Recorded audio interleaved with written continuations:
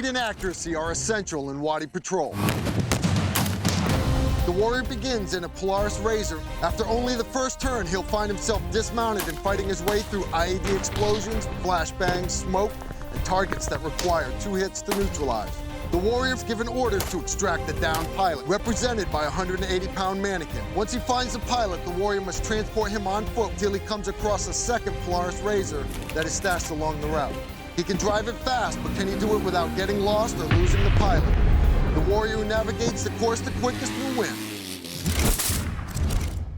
The brief we got said there's a downed pilot inside the Wadi. You're getting the Razor, which is awesome. Little 4x4 action, little running and gunning. And we're gonna cruise down through the Wadi. Oh, there's a lot of unexpected things probably gonna happen in there. So, I mean, the best thing you can do is just kind of keep an open mind and try and think your way through them. I'm gonna stomp on the gas pedal. We're gonna fly through this course. I'm gonna shoot everything I see. I do some training with PJ's Pararescue in the Air Force. They train for down pilot scenarios, so I've done this a few times with those guys. I definitely feel that my military training will kick in when the time comes.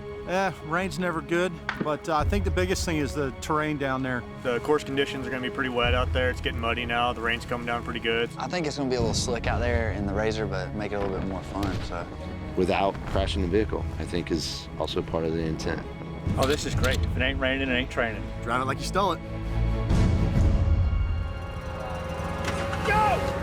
Take a couple turns, car dies, get out, we're on foot. Kind of expecting some curveballs, so I just kept trucking on, got out, found some targets. And an IED went off, so my vehicle was disabled. Engaging targets along the way, engaging more targets. In my path, I saw what looked to be a tripwire, so I went around it just to be safe. Tripwire caught me up, yeah. My eyes are definitely not to my feet. Tripwire got me. Came around the first thing, I popped it. That was a little wake up. I'd be way more diligent about my point man techniques. Flashbang they had down there went off. That was the only one I ID'd through the course. Because I know that the consequence is death. I moved up, found my pilot that I needed to extract. Drag him to our next vehicle, load him up on the back. Quite an obstacle in itself to pick up a person with gear and that weight and lift him. So I tried to get him real quick and I gave up. Just ran up there, got the vehicle and actually put it in reverse. Hopefully I saved a lot of time there because I drove right up to the guy. I rushed the straps. I didn't strap him down properly. So when I took off, going over a hill, he started coming off. Started going back down and the snaps broke on me. All the straps I put on there, they actually snapped. It's kind of tough to hang on. I had to make sure my passenger back here, my dummy, was safe, so I was ripping on his head the whole time. He might have a sore neck. Stopped on the crest of the hill. Ended up getting stuck and just went really bad after that.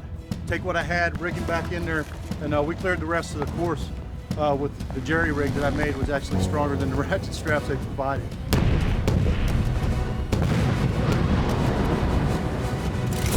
It was a really solid run up until one slip, and that ended it. Sand is not your friend when doing much of anything, so.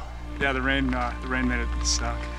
Yeah, I'm probably the only one who made that big of a mistake, and I'm definitely gonna put me at the bottom of the runnings on this. Overall, phenomenal course. Awesome. Of course, the hardest part is retrieving that fallen comrade down there and getting some secure safely. What better place to drive around in the mud and blow stuff up?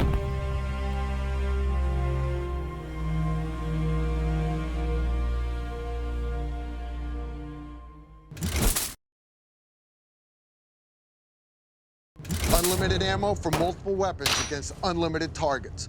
It's a battle against the clock. Welcome to Beasts of the Earth. Go! Competing in a head-to-head competition, 2 warriors at a time begin by transporting a 180-pound mannequin over an 8-foot wall. The first warrior over the wall chooses which side of the range he wants to fire on and steps into the first bay.